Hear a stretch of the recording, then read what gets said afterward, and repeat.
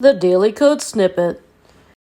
We learned that video file formats consist of a video container and a video codec, and we learned about different video file formats.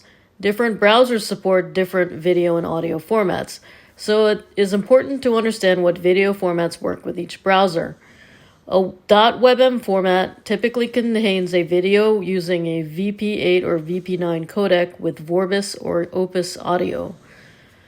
A .mp4 format generally packages a video using an H.264 codec with .aac or .mp3 audio. The .ogg format uses Theora video with Vorbis audio. While most modern browsers will support .webm and .mp4, .ogg is best supported using the Mozilla Firefox or Google Chrome browser.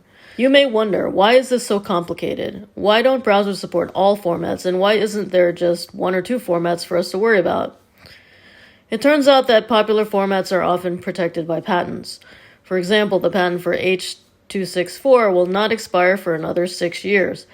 Browsers may need to pay licensing fees to support some of these formats, so these issues limit the development of a universal format.